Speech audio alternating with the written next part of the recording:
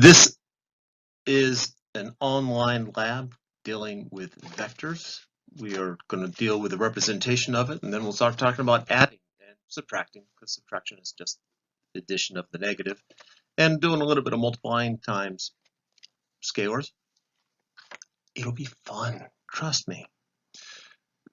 When you're representing vectors, there are three major ways of doing it. One is rectangular notation, one is polar notation, and one is graphical. This is concentrating on the graphical piece of it. A vector quantity is one that has magnitude and direction. When representing it graphically, you generally draw an arrow where the direction in which the arrow is pointing is the direction of the vector, and the length of the arrow is proportional to the length of the vector. So if I had a 5 Newton force and a 3 Newton force, the 5 Newton force would be longer than the 3 Newton force.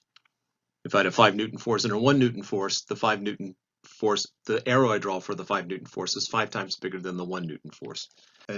So force is an example of a vector quantity because direction does matter. If direction does not matter, such as how many books are on the shelf, that would be represented by a scalar. And so there's no direction involved in that.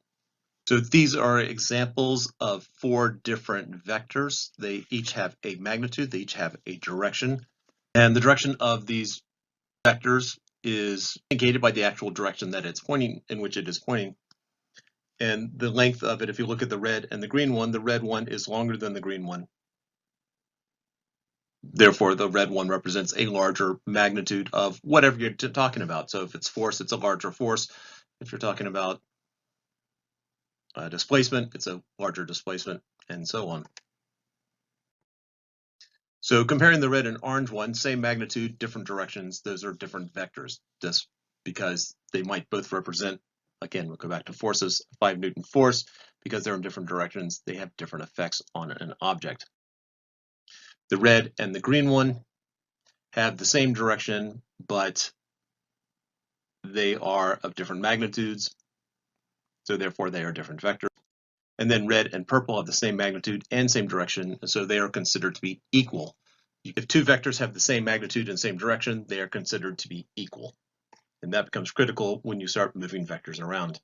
When you're dealing with vectors, they have a magnitude and direction, and so you set up sort of a coordinate system. When you're dealing with angles, the direction is based upon what is traditionally considered the positive x-axis or the right-hand horizontal axis, and then you move counterclockwise. And the y, that's the way the mathematicians set it up.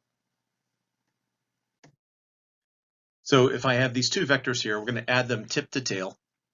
So I want to ultimately, when I'm looking at the vectors, there's an initial point and a final point. The way these are drawn in this particular document, the dot represents the initial point and the tip of the arrow is the final point.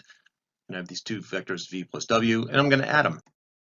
So if I add them, I move vector w over to where vector v is, so that the tip of v touches the tail of w. In other videos, I call this head to tail. You could also go tail to head, however you want to word it. Done the sum part, but you actually haven't come up with an answer. So that is the answer from the initial point of v to the final point of w. And also, in this particular video, I'm not doing it. There's another video where I do it, but the order doesn't matter. I could have done w first and then put v, the initial point of v, on the final point of w, and I would have gotten the exact same answer for v plus w, which is the red vector there. That is known as the resultant. Now, if we're dealing with negative vectors, just recognize that a negative vector is just the opposite of the positive vector. So there is v going sort of up and to the right and negative v going down and to the left.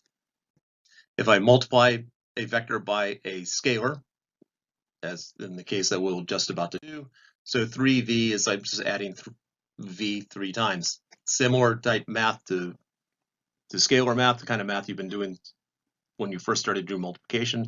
3 times 4 means that I'm adding 4 3 times. So that is what happens when you multiply times a scalar. So doing a little practice here, I got these 3 vectors, v, u, and w. And if negative 3w, sort of picture in your head what that answer will be before you continue. Pause if you have to. But recognize w is going up and to the right, so negative w would be going down and to the left. And that's what the sum would be, because you're adding negative w 3 times. And so the resultant is the blue line that just suddenly appeared. And that's what it looks like if we actually pulled the resultant away. But now let's do u plus v. And u plus v, so again, pause it if you need to see before you keep going. But there's this head to tail method, or tip to tail. And so the resultant looks like that. And sort of pulling it aside, again, that has the same magnitude and direction as the blue line as it did before, and it physically does, because all it did was just drag it. And that's where it goes back. And now let's do u minus v. So again, when you're subtracting, just like with scalars, subtracting is the same as adding a negative.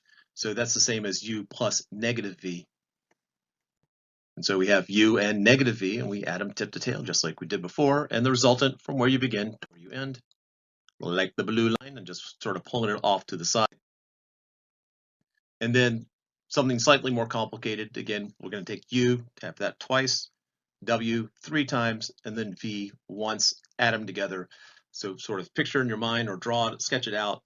Doesn't have to be perfect, but just sketch it out. Whatever you need to do, pause if you have to.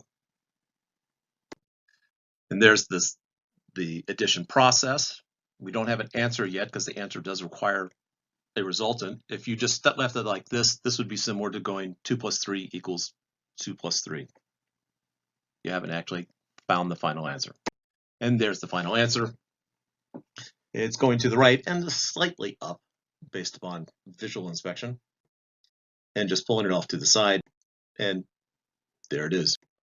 So another way of adding vectors is to look at the components.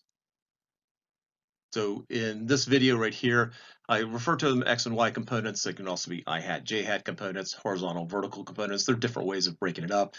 It doesn't have to be horizontal, vertical, as well, similarly demonstrated to what we had just done. Typically, when you're breaking into components, you break them into perpendicular components. And this is why XY, using the brainwashing from the math people, works traditionally well, although horizontal vertical is not always going to be the simplest for more complicated problems. So if I have this vector right here, the question is how far to the right, how far up do I actually go? And so in the light blue lines, we now have a visual of how far to the right and how far up. Head to tail. And I'm not going to correct that. I'm just going to leave it as is. But the tip of the horizontal one and the tail of the vertical one should be touching each other. And then the tip of the vertical one should be touching where R is. Hopefully you get the spirit of it. I think it's demonstrated well enough in some of the other videos for me to go back and make that correction here. So finding speed. So once I have a resultant,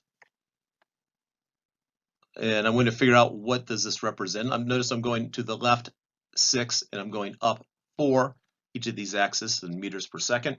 We're going to be doing some Pythagorean theorem. So we ultimately have a right triangle. And I don't know if this is going to show up or not, but we're going to the left -6 and we're going up 4. And so imagine that we do have a right triangle there. So this is Pythagorean theorem down at the bottom. And now we're plugging it into it. So -6 squared plus 4 squared equals R. Square root of that equals R. And we end up with R being 7.211 meters per second. That is a calculator exercise. And tradition has that most of the 110 students have dealt with Pythagorean theorem, so I don't think that is a stretch to say that is within scope of something you can handle. And also it does show up in the textbook. Finding speed of an airplane. So if we have an airplane that is traveling at a constant speed in the same direction, in other words, a constant velocity, what is the plane's speed? In this case, since velocity is constant, that means the magnitude doesn't change, and it means that the direction doesn't change, which means that the magnitude of velocity is the instantaneous speed. 200 kilometers north in 1 hour. So as it's sketched out, again, Pythagorean theorem is going to give us the magnitude of B traveled, and then divide by the time of 1 hour, and we get 223 kilometers per hour. Now, related more directly to the lab, you're more apt to see something. Notice A goes to the right, or up and down, left, right. And the way that the table is set up, it's got this east-west component and the north-south component, or horizontal component, vertical component, or X components, Y components. And again, direction does matter here. So A, we went to the right 1. Why don't we consider that the positive direction? So that would be positive 1. A goes up 4 squares there, so the vertical would be positive 4. B, and as demonstrated there, B goes to the right 4 and down 2, so that's why that vertical there is negative 2. C goes to the right 3 and up 1, as is shown in the chart and can hopefully be seen in the diagram. When you add them, in the upper right-hand corner, we have A plus B plus C, and then in the thick magenta line, we have the resultant. It's from where we begin to where we end. To find the final solution, we have a graphical solution right there, but we can also add them. And if we just add all the horizontal components, we get 8. If we add the vertical components, we get 3. Or looking at the graph, we go to the right 8, we go up 3. And then we can find the actual magnitude, either from counting squares or from just the straight up horizontal vertical sum. And a squared plus 3 squared, square root of that is equal to r, which is 8.544 units. Now, how much does each square represent? That depends upon the context, and this is just more of a pure math thing right here, but the math applies to physics. And I think that pretty much sums it up. I think that is the last slide, and so just rejoice. And don't forget, if you're having trouble, don't forget to ask questions.